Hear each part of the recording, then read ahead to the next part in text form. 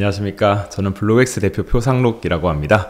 블록엑스 같은 경우는 이제 블록체인과 이제 그 부동산을 뜻하는 블록을 합친 이제 의미로 생각하시면 되고요. 이제 주로 이제 부동산과 크립토 위주의 투자를 하고 있는 회사라고 보시면 됩니다. 예, 지금 뭐 올해 지금 봤을 때 이제 비트코인이 1월에 이제 ETF 승인이 되었지 않습니까? 당시에만 해도 이제 뭐 ETF 다 출시 당시 한 6천만 원 정도였고, 이제 당시에 뭐 이후 한 2개월 반 동안 가격이 50% 이상 급등하는 이제 시장이었습니다. 그래서 되게 이제 크립토 시장은 되게 좋은 시장을 보이고 있다라고 좀 생각을 하고 있는 중입니다. 예, 지금 보면 이제 사실 뭐 요즘에 뭐 해외 거래소랑 국내 거래소 간 김프도 되게 많이 발생하고 있지 않습니까? 이제 거의 한 5%에서 10% 정도 차이를 내고 있는데, 사실 국내 투자자들이 좀 빠르기 때문에 이제 그런 이제 수요가 많기 때문에 그런 김프가 좀 발생하고 있다고 좀 생각을 하고 있습니다. 이제 그리고 지난 1월에 이제 비트코인 ETF 출연하기 직전에 제가 사실 웅달첼방을 한번 나왔었는데요. 당시에 이제 말씀드리기를 비트코인이 출시가 되면은 단기적으로 급등을 하고 앞으로는 잠깐 이렇게 그 세론 뉴스 이제 뉴스에 팔자라는 심리가 작용해서 좀 횡보 기간을 가지고 이후에는 이제 자리를 잡은 다음에 중장기적으로 올라갈 것이라고 한번 말씀을 드린 적이 있었습니다. 근데 뭐 하여튼 뭐 운이 좋게도 비슷한 흐름을 보여왔었고요. 1월 10일 당시 이제 현물 ETF가 승인되면서 바로 급등해서 한 5% 정도가 바로 즉시 상승을 했었고, 그때 한 6,600만 원까지 올라갔다가 이후에 한 5천만 원 중후반까지 좀 빠지는 경우 있었다가 이제 다시 또 급등을 하게 되었거든요.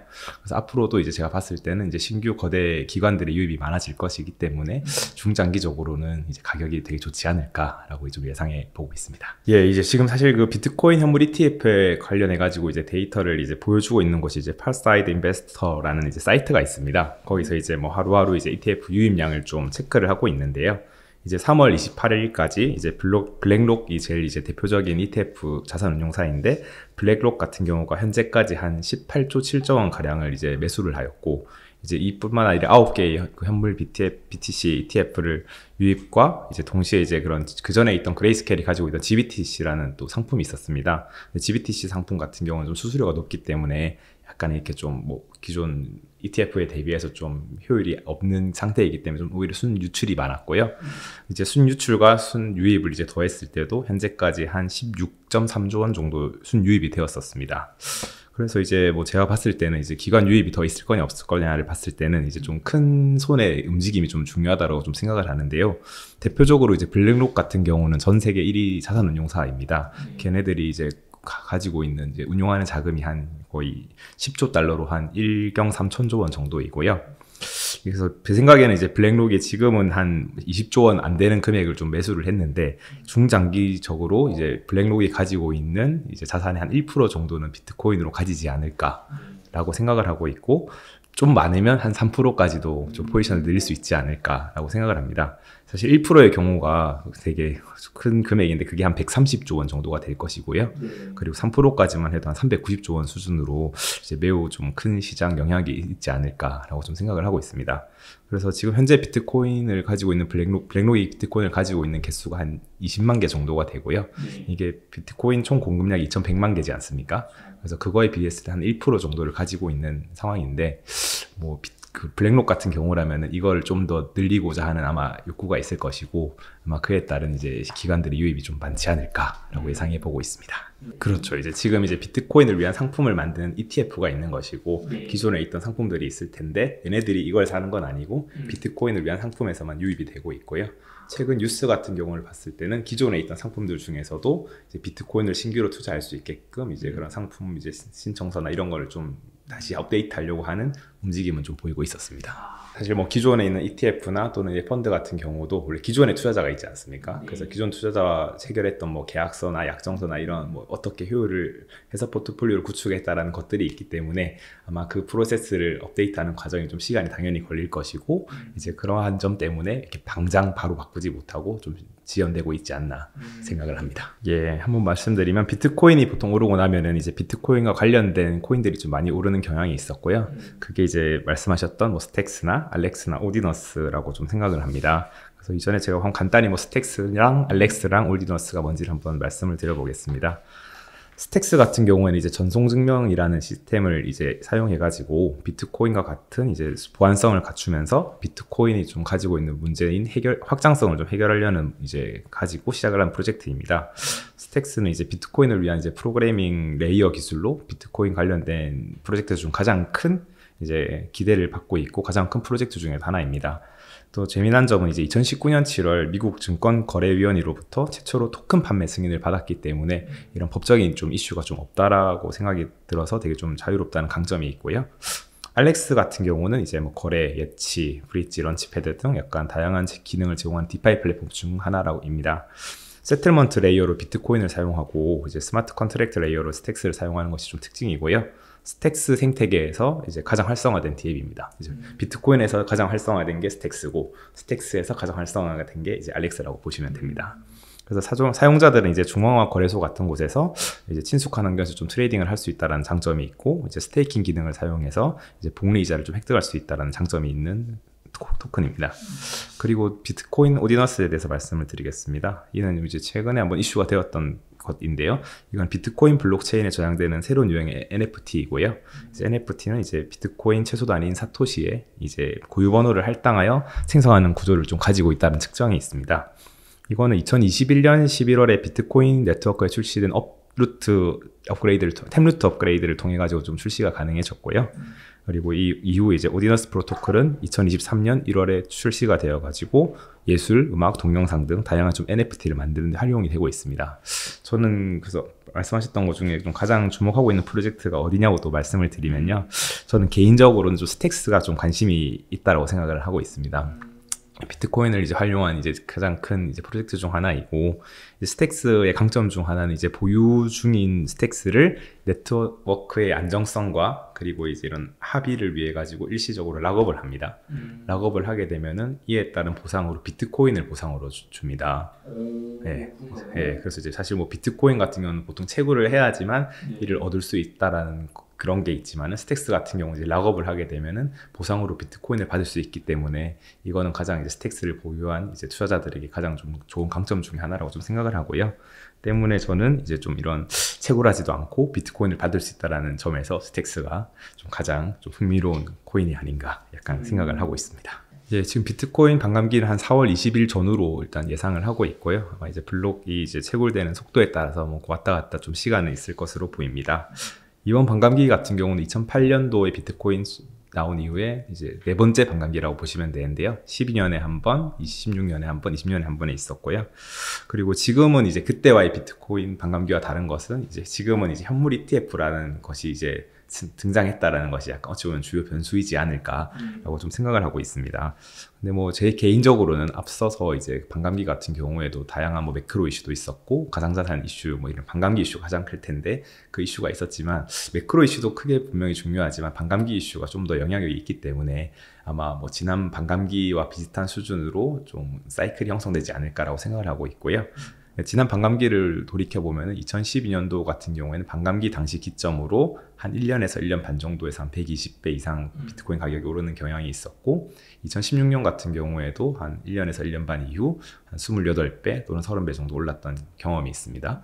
또한 최근에 반감기 2020년 같은 경우도 한 7배에서 8배 정도 가격이 올랐고요. 이제 올라가는 속도는 이제 좀 점점 줄어들고 있지만 그래도 이게 올라간다라는 이슈는 좀 정확히 좀 이해를 하고 있으면 좋을 것 같고 이번 반감기 같은 경우도 한 4월 20일 전후 기점으로 해서 저는 그때 가격 이후로 뭐 적게는 한 2-3배, 많게는 한 5배 정도까지 상승할 수 있지 않을까라고 좀 조심스레 생각을 해보고 있습니다. 이번에 사실 뭐 현물 ETF 등장한 이후에 이게 가격이 막 올랐다가 한 1억 500 정도까지 찍었다가 또 갑자기 한 9천만 원 초반까지 한 거의 한 20% 정도 떨어졌던 경험이 있습니다. 이거를 이제 반감기 당시에 보통 급락하는 경향이 있었는데 이게 그것인지 아닌지를 사실 또 판단하기는 어렵지만 그래도 이제 제가 생각하기에는 기존 기관들이 ETF를 유입할 때 만들 때 당시에 평단가라는 게 있지 않습니까? 그게 한 6천만 원에서 7천만 원 내외로 저는 좀 생각을 하고 있고요. 그래서 아무리 이 지금 가격이 빠진다고 하더라도 한 그 정도 가격은 좀 지켜주지 않을까라고 생각을 하고 있습니다. 이제 저는 중장기적으로, 그러니까 중장기라 해봐야 한 1년 정도이긴 한데요. 저는 이제 과거의 사이클을 이제 돌이켜봤을 때 이게 뭐 100% 맞다라고는 할 수는 없지만 확률적으로 한 1년에서 1년 반 정도는 좋을 것이기 때문에 한 지금 반감기 이후로부터 올해 연말 또는 내년 상반기까지는 좀 보유를 하시는 게 좀 좋지 않을까 생각합니다. 한 세 가지 정도 좀 말씀드리겠습니다. 먼저 이제 거시경제 환경과 유동성 측면이 좀 영향을 줄 수 있습니다. 이게 뭐 사실 매크로 사이클이 되게 중요한데요. 크게는 이제 금리가 제일 좀 중요하다고 생각을 합니다. 네, 금리 같은 경우가 이제 비트코인에만 영향을 끼치는 것이 아니라 이제 부동산이나 뭐 주식이나 채권 시장에 당연히 다양하게 영향을 미치고요. 이제 아시다시피 이제 기준금리가 많이 낮았던 시기에는 이제 돈을 차입해서 이 레버리지를 활용해서 투자를 하면서 이제 좀 약간 뭐 투자 성과를 거둘 수 있던 시기가 곽강을 받곤 했습니다. 하지만 지금 같은 경우에는 미국 같은 경우에는 기준금리가 한 5.5%, 한국은 한 3.5%이기 때문에 그때 당시 대비해서는 되게 높은 편이기 때문에 약간 그런 거 리스크가 좀 있기 때문에 이제 좀 있지만 앞으로는 이제 그래도 금리가 올라가기보다는 이제 이렇게 스테디하게 가거나 또는 내려갈 확률이 더 높기 때문에 이런 투자 시장 측면에서는 좀 더 좋은 환경이 오지 않을까 생각을 합니다. 네, 두 번째를 말씀드리겠습니다. 두 번째는 사실 또 정치 이슈를 좀 빼놓을 수 없다라고 생각을 합니다. 사실 2024년에는 주요국 선거가 되게 많이 있고요. 이제 뭐 상반기 같은 경우에는 이제 러시아나 멕시코, 대만, 핀란드의 대통령 선거가 있고 이제 한국이랑 인도네시아, 대만 이런 데 총선도 예정이 되어 있습니다. 특히 가장 중요한 것은 11월에 있을 미국 대선인데요. 이제 선거라는 이벤트 자체가 금융시장에 뭐 미치는 영향은 뭐 좀 제한적이지만 지금 다수 국가에서 좀 전쟁이 치러지고 있는 상황이기 때문에 그리고 지정학적인 요인과 맞물려 가지고 현 시점에서는 이제 정치 변화에 따른 그 나라마다의 경제 정책 변화가 좀 크게 영향을 끼칠 것으로 생각을 하고 있습니다. 동시에 이제 비트코인 ETF가 이제 좀 그런 자산으로서 되게 주목받기 좋은 시장인 상황이기 때문에 그게 좀 크게 영향이 있지 않을까 생각합니다. 네, 세 번째입니다. 세 번째는 이제 대중화와 채택에 대한 좀 움직임을 좀 살펴봐야 될 것인데요. 이제 현물 ETF가 승인됨에 따라 가지고 사실 이제 금융기관의 유입은 이제 좀 시작되었다라고 좀 볼 수 있습니다. 근데 앞으로는 이제 그런 금융기관뿐만 아니라 기업 그리고 국가에 대한 움직임을 좀 봐야 된다고 생각을 하는데요. 이제 비트코인을 이제 법정화폐로 도입하는 국가들이 좀 더 많아지지 않을까 생각을 하고 있습니다. 뭐 이미 도입되어 있는 온두라스나 이제 그리고 되게 다양한 나라들이 있는데요. 이제 그런 국가들뿐만 아니라 기업들이 이제 움직임이 있으면은 앞으로 이제 그런 수요가 증가하기 때문에 이제 제한된 공급에서는 이제 자연스럽게 가격이 움직이지 않을까. 네, 생각하고 있습니다. 이건 아마 개인 투자 성향에 따라 좀 많이 다를 것 같기는 합니다만 저는 개인적으로 좀 비트코인 ETF가 좀 더 매력적인 상품이지 않을까 생각을 하고 있습니다. 2024년 4월 현재 이제 금 시가총액은 한 15.3조 달러로 한 2경 원 정도를 나타내고 있고요. 비트코인은 한 1.4조 달러로 한 1900조 원을 나타내고 있습니다. 이제 지금 금 시가총액이 비트코인보다 한 11배 정도 높은 상황인데요. 사실 제가 지난 24년 1월에 웅달 책방에 한번 나오면서 그때를 비교했을 때는 그때는 16배 차이가 났었습니다. 근데 이제 16배 차이 나던 거를 이제 그만큼 이제 비트코인이 추격해오면서 11배까지 차이가 났고요. 앞으로 사실 이 줄어드는 그리고 가까워지는 속도가 되게 가속화될 것이라 좀 판단을 하고 있기 때문에 좀 비트코인의 좀 매력도가 좀 높지 않을까 생각을 하고 있습니다. 그래서 왜냐하면 또 앞서도 한번 말씀은 드렸지만은 이제 중장기적으로 비트코인 현물 ETF에 유입되는 그런 유동성이 되게 많아질 것이라고 생각을 하고 있고요. 이제 금 ETF의 경우에도 2024년 11월에 스테이트 스트리트라는 미국의 자산운용사에 출시한 상품인데 출시 이후 한 8년간 금 가격이 꾸준히 한 4-5배 정도 상승했던 기록이 있습니다. 때문에 비트코인도 이제 어느 정도 이제 기관 유입이 좀 더 가속화되면서 좀 더 매력적인 상품으로서 자리를 잡지 않을까 생각을 하고 있습니다. 비트코인이라는 자산 자체가 되게 위험 자산이기 때문에 저는 폭락이 있을 거라고 생각을 합니다. 왜냐면 이제 지금 시장은 되게 좋은 사이클 중에 들어와 있고 들어가는 장세에 있지만은 분명히 이제 사이클이라는 건 이제 반복되기 마련이고 떨어지는 시기에서는 뭐 적게는 50%, 많게는 70-80%까지 빠질 수 있다라고 생각을 합니다. 예. 금은 되게 보면은 이제 물론 전통적으로부터 이제 좀 오랫동안 자산으로서 인정을 받아왔고 그리고 이제 금은 이제 뭐 이런 장신구나 귀걸이, 목걸이 이런 쪽으로도 쓰이기도 하지만 반도체나 이런 데서도 좀 많이 활용되고 있지 않습니까? 그런 실질적인 유지 케이스가 있기 때문에 조금 더 안정하게 흘러가지 않나 생각을 합니다. 예, 이것도 저도 많이 하고 있는 고민이고 실질적으로 이제 투자자 성향에 따라 좀 많이 다를 것 같습니다. 이제 장기 투자자가 적합한 성향인지 또는 단기 투자자를 좋아하시는 분인지 또는 리스크를 이제 감수하시는 편인지 나는 리스크가 싫다고 하는 편인지에 따라 되게 다를 것 같은데요. 사실 이제 위험 자산이기 때문에 이 리스크는 당연히 있을 수밖에 없다라고 생각을 하고요. 그리고 지난 3번의 반감기를 한번 돌이켜 봤을 때 이제 아까는 이제 계속 올랐던 걸 이야기 드렸지 않습니까? 뭐 처음에는 한 120배, 두 번째 때는 한 28배, 세 번째 7배를 올라갔었는데, 실제 이제 고점 대비 하락했던 이제 사례를 또 말씀드리면은 2012년 반감기에서는 고점이 1250달러였었고요. 당시 가장 많이 빠졌을 때가 160달러로 마이너스 한 87%가 됐었습니다. 거의 한 90% 가량 빠졌었고요. 네. 그리고 2016년 당시에는 고점이 한 2만 달러 정도였고, 그 다음에 그 최저가가 이제 한 3천 달러 정도로 이것도 약 한 85% 정도 빠졌었고, 2020년 같은 경우에도 이제 고점이 6만 9천 달러였는데 저점이 한 15,000달러로 약 한 78% 빠졌던 기록이 있습니다.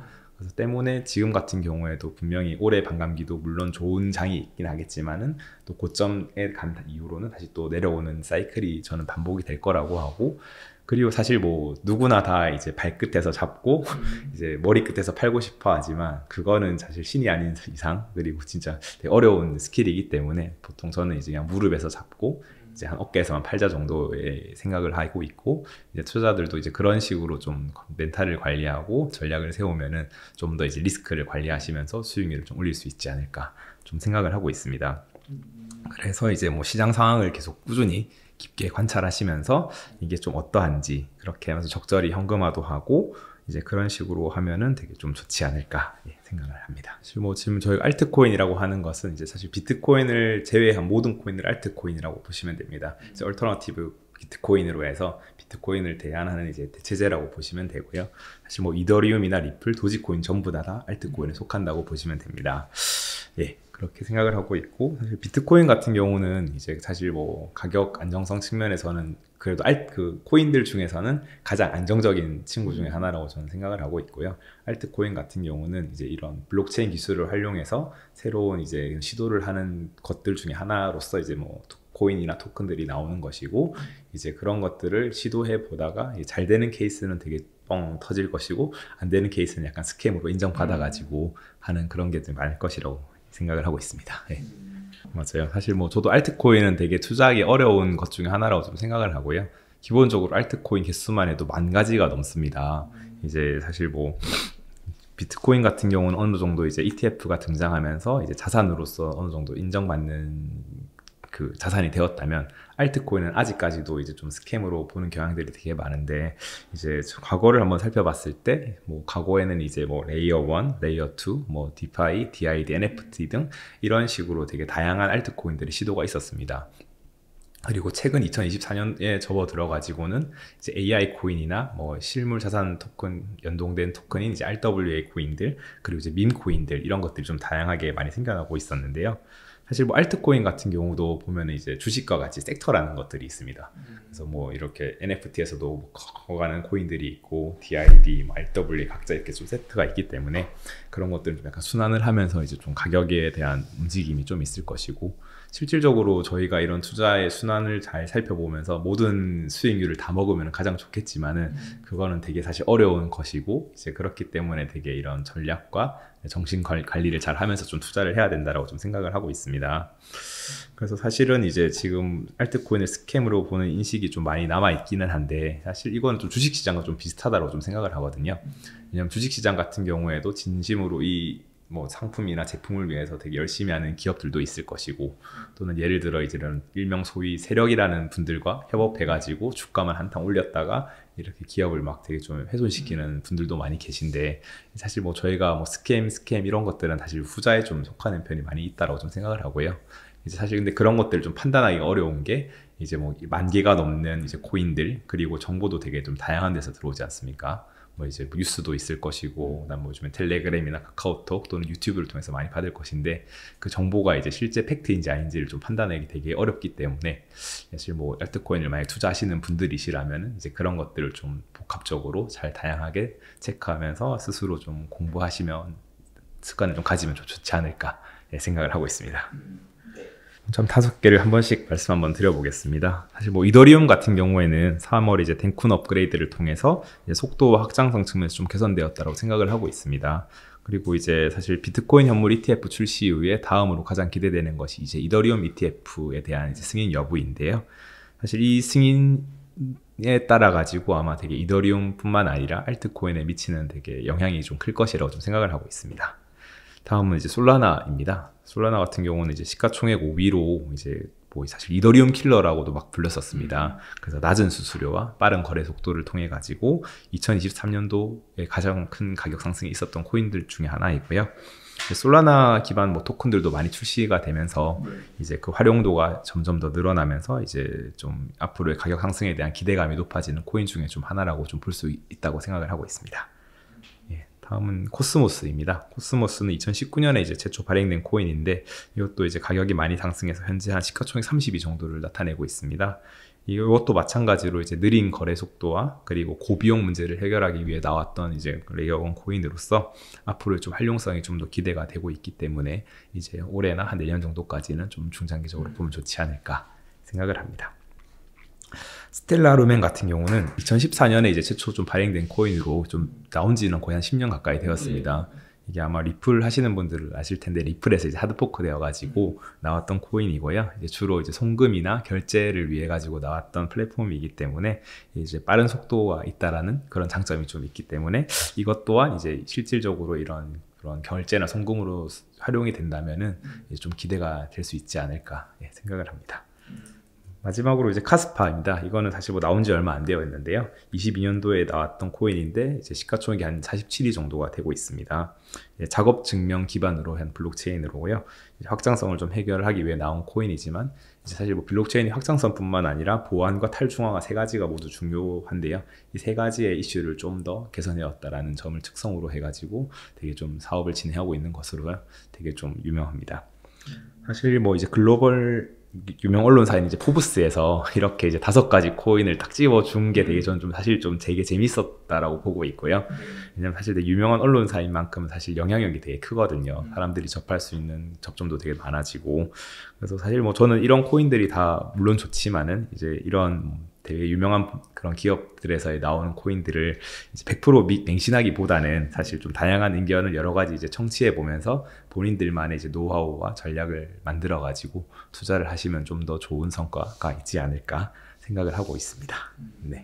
저는 사실 올 초에는 이제 이더리움을 좀 사실 많이 좀 투자를 했었고요. 이제 그때 당시에 말도 이제 덴쿤 업그레이드랑 이제 ETF라는 이슈가 있었기 때문에 그렇게 했었고, 최근에는 이제 좀 약간 솔라나 위주로 좀 약간 좀 많이 투자 고려를 하고 있는 중으로 말씀을 드립니다. 네.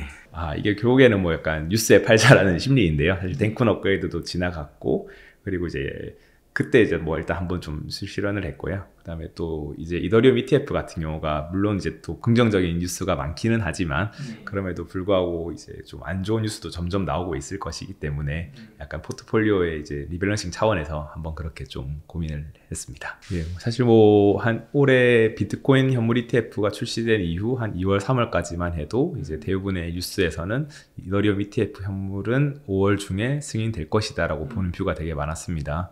하지만 이제 5월이 점점 다가오면서 이제 그 가능성이 한 20%에서 30% 정도 많이 좀 떨어졌어요. 이제 뭐 사유는 이제 이런 그 SEC와 이제 이더리움 ETF를 승인을 신청한 기업들 간의 교류와 대화가 생각보다 적다라고 이제 나왔던 이슈가 있고요. 사실 현물 ETF 관련해서 이제 블룸버그 애널리스트인 에릭 발추나스가 되게 좀 유명한 분이십니다. 이제 비트코인 현물 ETF에 대해서도 많은 의견과 이런 그 뉴스를 제공했었는데 그것이 좀 많이 맞았던 경우가 많았고, 그분도 자신이 말하기를 이제 뭐 발행사와 규제기관 간의 대화 부족은 좀 의도적이고 어디를 봐도 좀 긍정적인 신호가 좀 없고, 이제 개인적으로 이제 규제기관이 이를 승인해 주기를 기대는 하지만 약간 쉽지는 않아 보인다라는 말씀을 하실 정도로 이제 그런 이야기를 했습니다. 때문에 이제 이분이 좀 어느 정도의 영향력이 있고 신빙성이 있는 분이기 때문에 약간 이분이 한 좀 약간은 좀 낮아졌지 않나라고 생각을 합니다. 하지만 이제 이더리움 ETF의 승인을 신청한 회사 중에 또 블랙록이 포함되어 있습니다. 뿐만 아니라 뭐 피델리티, 아크인베스트 뭐 등등 이제 되게 다양한 기업들이 있는데요.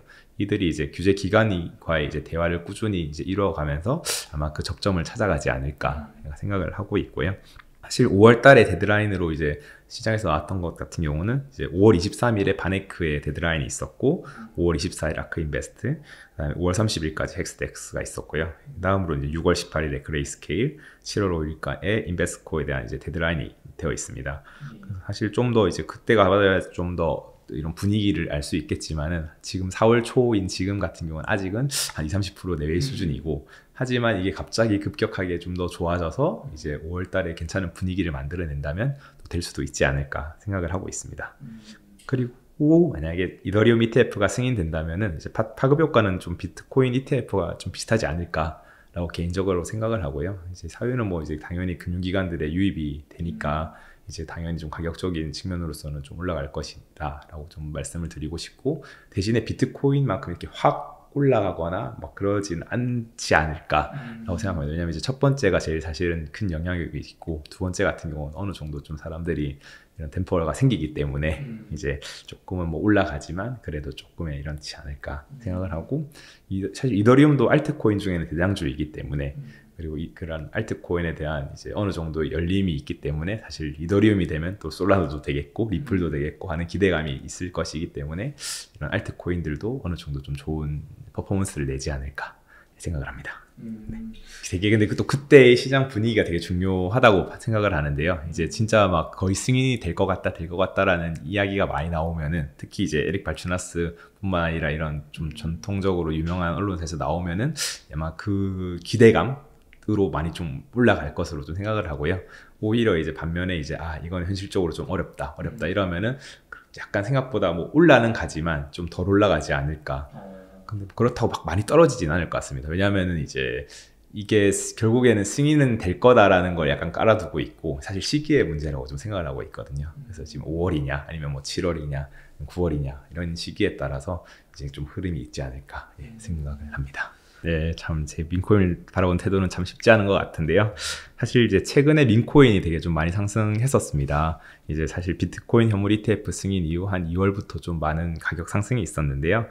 특이한 점은 이제 유동성 같은 경우가 이더리움 기반에서 솔라나 기반으로 한번 넘어갔다가, 그 다음에 최근에는 뭐 베이스 체인 기반으로 이게 해서 민코인이 좀 많이 발생되고 있습니다.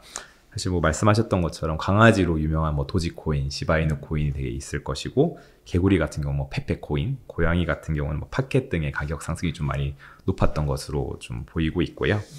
최근에는 이제 베이스 체인 기반인 이제 개구리는 브렛, 그 다음에 트레이더를 가진 디젠, 그리고 캐릭터인 이제 엠퍼라는 코인이 되게 좀 시장에서 많이 좀 관심을 가지고 있는 것 같더라고요. 그래서 사실 뭐 이러한 민코인을 대하는 태도 같은 경우는, 사실 민코인은 한 번 오르면 막 20-30% 오르는 게 아니고 거의 한 2000%, 3000%, 많게는 막 2만 %, 3만 % 오르기 때문에 되게 이 수익률을 보고 있는 입장에서는 되게 와, 이런 것들이 있을까라는 좀 생각을 많이 하게 됩니다. 하지만 이제 사실 실질적으로 대부분의 사람들은 이런 데를 투자를 하기 어렵고, 저 또한 마찬가지입니다. 왜냐하면 이거는 위험 자산 중에서도 좀 위험 자산이고, 얘들이 왜 가격이 오르는지를 사실 모르고 그냥 갑자기 우르르 막 사자 이래서 오르는 경우가 대부분이기 때문이거든요. 이런 걸 만약에 투자를 하고 싶다 하시는 분들은 자신이 만약 예를 들어 뭐 비트코인에서 뭐 이런 수익이 있는데, 또는 이제 진짜 없어도 될 뭐 여유 자금이 있는데, 이런 소액 위주로 해서 이제 그런 거를 한 번쯤 이제 포트폴리오 차원에서 뭐 많게는 한 1-2% 정도만 이제 해보면 좋지 않을까라는 생각을 하고 있고요. 그리고 사실 뭐 민코인 말씀하셔서 그런데 사실 4월 20일이 또 도지데이거든요. 그래서 아마 도지데이가 올 때쯤 되면은 한번 민코인에 대한 이슈가 되면서 한번 좀 시장이 흔들리지는 않을까라는 이제 생각도 한번 해봤습니다. 이게 이제 보면은 도지코인 같은 경우가 이제 되게 민코인으로 나왔던 중에 대표적인 주자이잖아요. 그래서 뭐 예전 한 2021년도인가 이제 사람들이 이제 그런 도지 커뮤니티에서, 그때 당시만 해도 도지가 $1가 안 될 때였어요. 근데 이제 4월 21일 도지데이로 만들자라면서 이제 도지코인 추종자들이 4월 21일 기점으로 우리 $1를 만들어 보자라는 이제 그런 운동 확대 이런 게 확대가 되었고, 실제 4월 20일 기점으로서 가격이 급상승하면서 $1를 만들어낸 적이 있거든요. 약간 그런 식으로 이제 밈을 만들어낸 케이스이고, 그게 이제 도지데이로 이제 명명이 되었습니다. 그러니까요, 저도 참 궁금한데요. 결국에는 이제 수요와 공급이지 않냐 이 생각을 하고요. 사실 뭐 이제 누가 사면은 이제 나도 사고 싶어하는 약간 심리 있지 않습니까? 그런 게 좀 작용을 하고, 얘도 사는데 나도 살래 이렇게 하면서 이게 물고 물려서 사버리면 이제 어느 정도 이제 좀 수요층이 확보가 되고 그 와중에 만약에 누군가 예를 들어서 일론 머스크나 좀 유명 인사가 한번 이렇게 떠들어 주면은 또 한번 올라가고 이런 식으로 좀 반복되지 않나 약간 좀 생각을 합니다. 뭐 AI 코인은 아마 잘 아시다시피 뭐 월드 코인이 있었을 것이고요. 그거 이제 오픈 AI의 샘 알트먼이라는 대표가 만든 코인이고 뭐 이외에도 뭐 싱귤레리티 넷도 있고 그다음에 뭐 니오 프로토콜도 있고 사실은 이제 이게 AI와 직접적인 연관이 있는지 없는지 사실 판단하기 어려울 정도로 요즘에 이제 AI가 워낙 트렌드가 되기 때문에 우리 다 AI 할래라는 이야기만으로도 AI가 많이 묻더라고요.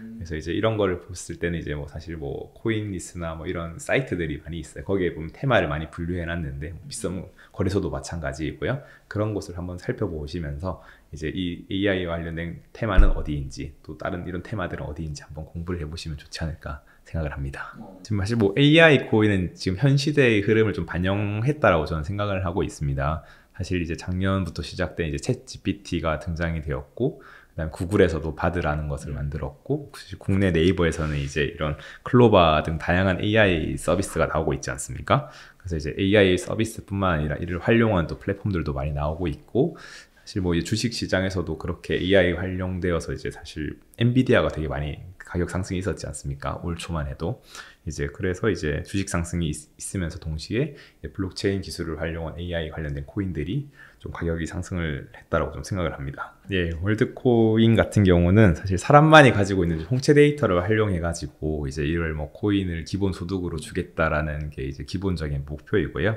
사실 이제 샘 알트만이 주장하는 것은 이제 점점 AI와 로봇이 커가고 발전하고 있으니 사람과 구분할 수 있는 무엇이 필요하다 해서 이제 이런 홍채 데이터를 활용하자라는 기본 취지에서 이제 나왔던 것입니다. 사실 뭐 좋은 의도이기는 하지만 사실 전 세계적으로 이제 나라마다 이런 법 체계나 규제 이슈가 있기 때문에 아마 이를 좀 잘 어떻게 하는 거가 되게 좀 중요하다고 생각을 하고요. 최근에 사실 뭐 월드코인 관련된 이슈들이 되게 많은데 포르투갈에서도 월드코인 생체 데이터 수집을 하지 마라 90일 동안 하지 마라 중지 명령을 내리기도 했어요.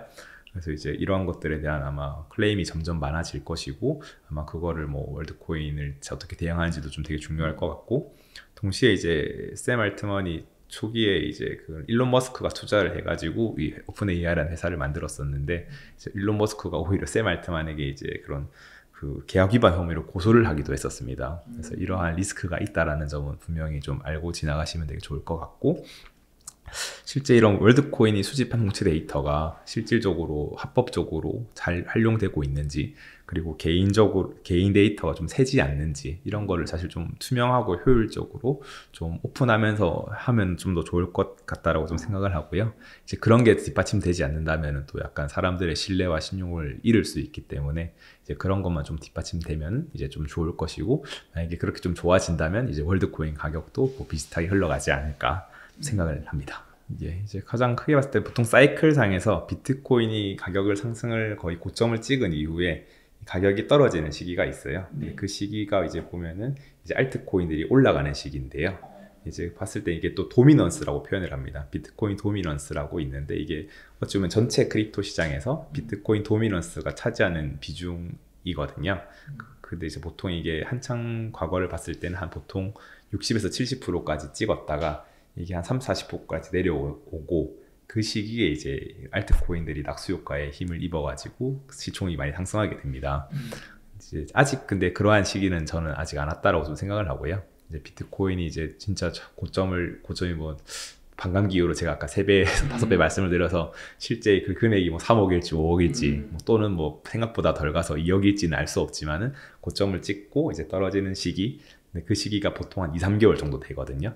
네, 그 시기에 좀 알트코인이 지금 좀 적합하게 잘 매수를 하신다면은 그때 당시에만 해도 뭐 한 5배, 10배를 2-3개월 내에 낼 수 있는 분명히 시즌이 올 거라고 좀 생각을 하고 있습니다. 그래서 그 시즌을 좀 잘 한번 지켜보면서 하면 좋지 않을까 생각을 합니다. 근데 결국에는 이게 수요지 않습니까? 그러니까 사람 심리고 어디서 약간 이런 뭐 방송 매체나 또는 뭐 마찬가지로 저희 이렇게 하고 있는 유튜브나 또는 뭐 텔레그램이나 카카오톡이나 또는 이제 뭐 뉴스에서 하는 것들 거기서 약간 뭐 이것들이 좀 자주 보인다 그렇게 보이고 할 때 그때쯤 보면 사람들이 막 유입되는 또 신호이기도 하거든요. 이제 그런 거를 좀 시장의 흐름을 좀 잘 지켜봐야지 이제 좀 투자를 하는데 좀 도움이 되지 않을까 생각을 합니다. 최근에 사실 뭐 마이크로 스트래티지 아마 대부분의 비트코인 투자자라면 잘 아실 텐데요. 마이크로 스트래티지는 이제 현재 비트코인을 가장 많이 가진 기업 중에 하나입니다. 사실 비트코인 평단가가 약 35,000달러로 비트코인이 한 21만 개 정도를 보유하고 있습니다. 거의 이제 블랙록보다 좀 더 많이 가지고 있다고 보시면 되고요.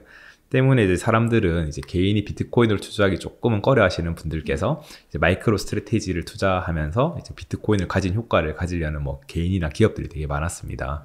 왜냐하면 이 회사는 비트코인의 가격에 따라서 주가가 같이 움직이는 상관관계가 되게 컸기 때문인데요. 근데 최근에 이제 이런 공매도로 인한 그 가격 하락이 있었는데요. 최근에 이제 유명 공매도 회사인 이제 캐리스데일 캐피탈이라는 곳에서 마이크로 스트래티지는 이제 더 이상 비트코인을 투자하기 위한 좋은 방법이 아니다라는 이제 보고서를 또 내면서 이제 가격이 좀 많이 하락을 했습니다. 왜냐하면 이제 최근에 비트코인 현물 ETF가 많이 출시가 되었기 때문에 이제 우리는 이제 굳이 마이크로 스트래티지가 아니더라도 이제 다양하게 이제 할 수 있는 방법이 많다. 라면서 자기들은 공매도를 가지고 있다. 포지션을 오픈을 하면서 이 시장 하락이 좀 많이 있었고요. 그들의 리포트를 한번 자세히 좀 살펴보겠습니다. 사실 뭐 3월 말에 나온 리포트인데요. 마이크로 스트래티지 같은 경우는 이제 3월 말 기준으로 지난 한 달간 한 66.7% 정도 가격 상승이 있었고, 지난 1년간은 한 419%의 성장률이 있었습니다. 하지만 비트코인을 비교했을 때는 비트코인은 한 달간 한 15%의 가격 상승이 있었고, 지난 1년간 163%의 성장률이 있었습니다. 그렇기 때문에 이제 비트코인의 가격 오른 것에 비해서 마이크로 스트래티지 가격이 너무 좀 급하게 3배 이상 상승했기 때문에 이건 좀 과도하게 되어 있지 않나 라는 의견을 내었고, 특히 이제 마이크로 스트래티지가 가지고 있는 자산 대비 부채 비율, 그리고 제한된 현금 흐름을 지적했는데요. 2023년도에 소프트웨어 분석 사업에서 발생한 매출이 한 1,000만 달러, 130억 원 수준에 불과했습니다. 때문에 이거는 뭐 회사 전체 기업 가치의 3%밖에 안 되는 불과한 것인데 너무 과도하게 잡혀 있는 것 아니냐라는 이야기를 했습니다. 반면에 이제 마이크로 스트래티지의 뭐 대표인 이제 마이클 셀러 같은 경우는 사실 뭐 자기가 지난 12월에 말했던 이야기인데요. 이제 그 회사의 부채를 통해서 이제 비트코인을 투자하기 때문에 자기들은 이제 레버리지 효과를 내고 있고, 때문에 별도 수수료가 없고, 이거는 다른 ETF 상품에 대해서 좀 더 우월한 것 아니냐. 다른 ETF 상품은 이제 현물에만 의지하고 있고 이런데, 그래서 이제 사실 마이크로 스트래티지 주식 투자는 되게 합리적인 것이다 라는 주장을 좀 하기도 했었습니다. 그래서 사실 뭐 이게 주식 가격이 좀 마이크로 스트래티지의 그 주식 가격 자체가 거품일 수도 있기는 하지만, 이거는 이제 사실 여전히 비트코인 가격은 좀 앞으로 긍정적인 기대가 되고 있는 상황이기 때문에 뭐 이거 주가를 대하는 주주들과 투자자들, 그들께서 이제 수요와 공급에 따라서 좀 많이 흔들릴 수도 있긴 하지만, 이제 뭐 여전히 이제 레버리지를 쓰고 있는 마이크로 스트래티지의 입장을 뭐 봤을 때는 그래도 아직까지는 좀 합리적인 금액일 수 있지 않나 라는 생각을 좀 하고 있습니다. 예, 그렇죠. 이제 걔들도 보면 계속 이제 사채 발행을 통해 가지고 자금을 조달하고 사고 있는데, 사실 이게 작년, 재작년부터도 계속 그렇게 해왔는데 최근에서도 이렇게 계속 하고 있더라고요. 그래서 저 봤을 때 와, 저 회사는 약간 어떻게 저렇게 많은 사채를 발행해서 돈을 조달하지? 라는 생각이 들 정도로 그런 건 있었지만, 사실 좀 레버리지를 많이 활용하고 있다라는 느낌은 좀 저도 많이 받고 있는 편입니다. 네, 위험해질 수도 있죠. 근데 하지만 제 생각에는 사실 얘네들이 평단가가 35,000달러지 않습니까? 지금 대비 사실 거의 절반 가격으로 산 거기 때문에 어느 정도 사실 여유는 있다라고 좀 생각은 하고 있습니다. 예, 지금 보니까 이제 홍콩 자산운용사인 이제 벤처 스마트 파이낸셜 홀딩스라는 곳과, 그리고 중국의 자산운용사인 하베스트 글로벌에서 이제 그 홍콩 증권선물위원회인 SFC에 비트코인 현물 ETF 승인 신청을 했다라는 소식이 있었습니다. 두 군데 다 이제 좀 괜찮은 회사였었고, 이제 지금 되게 뉴스상으로는 이제 이런 SFC와 이 두 회사 간에 긴밀하게 대화를 나누고 있기 때문에 앞으로 좀 더 좋은 소식이 있지 않을까라는 좀 이야기가 많이 들리고 있고요. 아까 앞서도 말씀드렸지만 이제 그 블룸버그 애널리스트인 에릭 발추나스가 되게 좀 유명한 비트코인 관련된 ETF 전문가인데요. 그의 말에 따르면 홍콩 SFC는 아마 올해 2월 중에는 이제 비트코인 현물 ETF가 승인을 할 것이다 라는 의견을 내놓았기 때문에, 저도 이제 그분을 조금 좀 신뢰하고 보고 있는 편이기 때문에 저도 비슷하게 좀 낙관적인 전망을 보이는 것도 좋지 않을까 생각을 하고 있습니다. 그래서 이제 뭐 저는 이제 2분기 내에 홍콩에서 비트코인 현물 ETF가 좀 승인이 될 것이다 라고 조금은 생각을 하고 있고요. 그리고 아마 이런 아시아 가상자산 시장은 사실 미국보다 좀 큰 시장이긴 합니다. 옛날에도 중국 위주로 해서 많이 좀 투자가 되었었고, 한국도 일본도 그리고 동남아시아에도 많이 투자를 했었는데요. 사실 뭐 중국에서 가상자산 투자를 막으면서 이제 좀 그 시장이 많이 줄어들었긴 하지만은, 이제 사실 이미 이런 아시아 동남아시아권에 있는 투자자들은 이런 가상자산에 대한 이해도와 이런 관계도가 되게 높기 때문에 ETF가 허용된다면은 조금 더 많은 이제 유입이 있을 것이라고 좀 생각이 들고 있고요. 동시에 이제 지금 사실 중국이 가상자산 투자를 좀 제한을 하고 있는데, 만약에 이런 홍콩에서 나온 비트코인 현물 ETF에는 투자를 할 수 있겠다라는 걸 조금만이라도 열어준다면은 이제 중국에 있는 이런 투자자들께서 투자를 하시면 좀 그 유입되는 자금력이 되게 좀 크지 않을까라는 좀 생각을 하고 있습니다.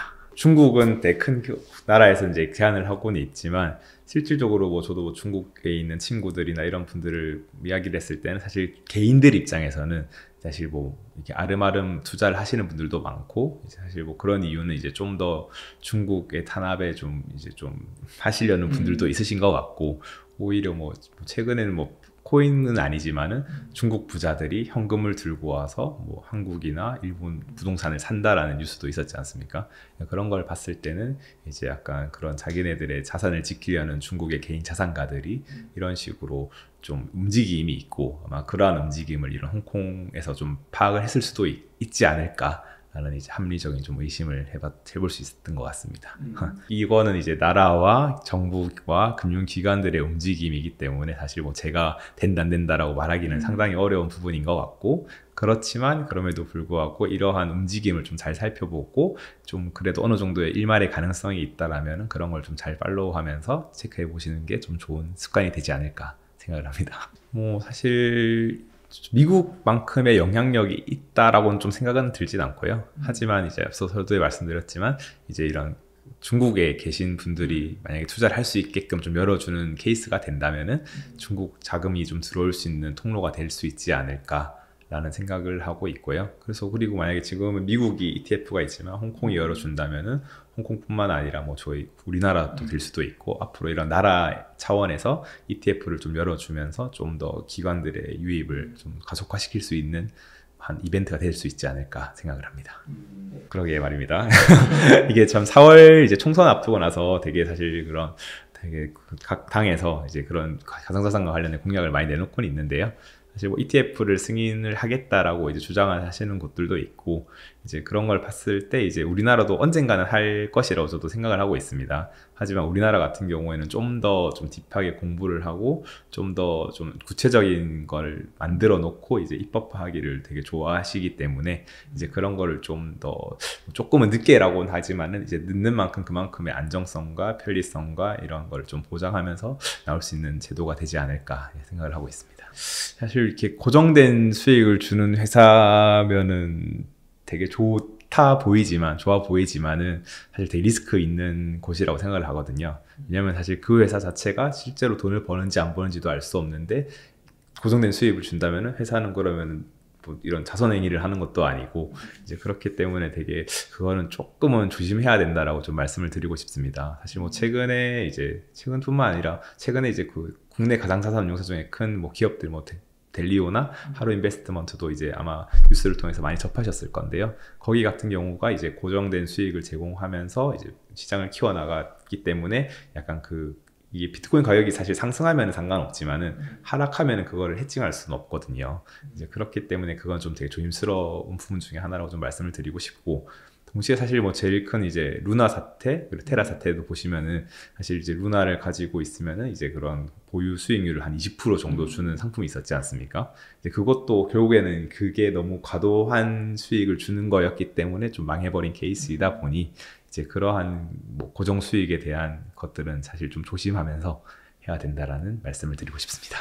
저는 뭐 결론만 말하자면 한 비트코인에 큰 비중으로 투자를 할 것 같고요. 한 비트코인의 한 70%, 그리고 메이저 알트코인의 한 20%, 그다음에 좀 소형 알트코인의 한 10% 정도를 투자를 할 것 같습니다.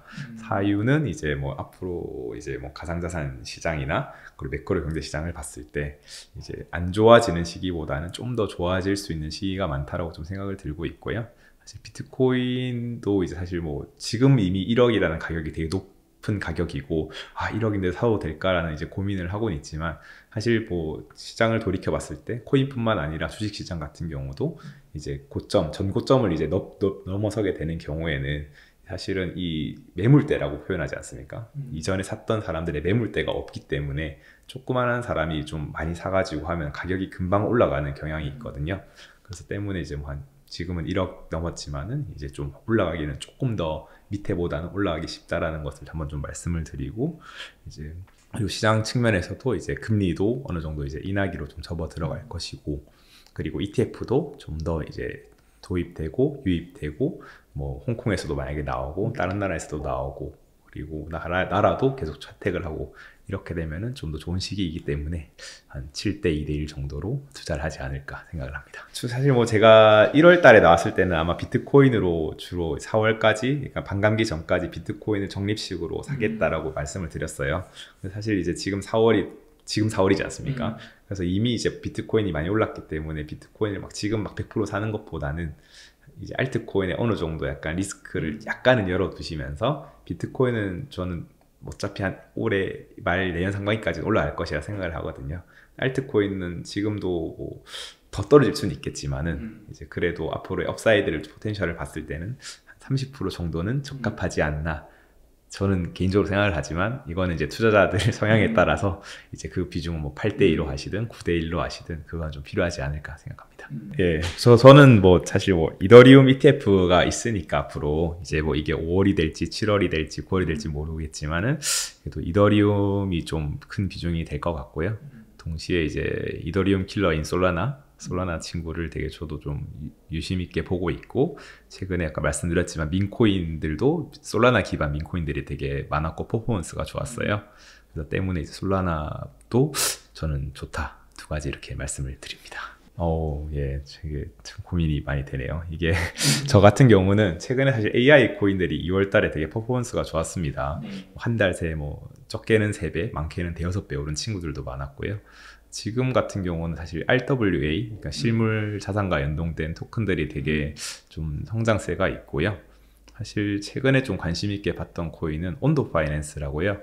이건 이제 블랙록이 조금 묻어있는 코인 중에 하나라고 좀 생각을 하는데, 이들은 이제 실물 자산인 뭐 주식이나 채권이나 이런 것들, 담보물 증서들을 이제 약간 토큰화 시켜가지고 해가겠다라는 코인이에요. 이것도 사실 좀 최근에 가격이 많이 올라가가지고 좀 들어가기는 어렵다라고 좀 보여지지만, 그래도 이제 블랙록이 묻어있기 때문에 저는 좀 관심 있게 보면 좋지 않을까 생각을 하고 있습니다. 사실 뭐 저는 이제 뭐 크립토, 블록체인 관련된 뭐 투자 회사를 같이 하고는 있지만, 제 주변에도 아직까지 비트코인은 좀 사기다, 이제 뭐 주식은 회사라는 것이 있는데 내재 가치가 있냐라고 물어보시는 분들이 되게 많아요. 그래서 뭐 사실 뭐 그런 분들께 뭐 강제적으로 비트코인을 좀 투자하라라고는 좀 사실 말씀을 드리진 않는데, 그래도 이제 좀 비트코인에 대해서 조금 어느 정도 얘는 자산군으로 인식을 잡아가고 있으니 공부를 해보시는 게 좋지 않냐라고는 계속 말씀을 드리고 있어요. 그래서 이제 뭐 너무 이렇게 좀 안 좋다라고 생각하기보다는, 이제 과거를 봤을 때도 뭐 주식, 부동산 봤을 때도 뭐 주식 같은 경우는 반도체 사이클도 있었고 전기차, 그리고 배터리 사이클을 하면서 그때 할 걸 하면서 약간 껄물새가 되는 경우가 되게 많거든요.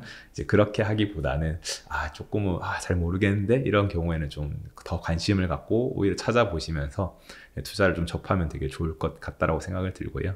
사실 뭐 저도 지금 제가 경험했던 이런 코인들과 관련된 공부했던 것들, 이런 것들을 좀 개인적으로 좀 책을 준비하고 있는 게 더 있습니다. 그래서 이제 혹시 만약에 기회가 된다면은 그게 좀 나오면 한번 좀 봐주시면 되게 좀 좋을 것 같고, 동시에 이제 웅달 책방에서도 이러한 이제 사실 뭐 다양한 경제 전문가분들, 그리고 학계에 계신 분들 다양하게 모셔가지고 이렇게 좀 계속 인폼을 주고 있으시니까 잘 이제 보시면서 이제 좀 투자를 해보시면 좋은 성과가 있지 않을까 생각을 합니다. 네.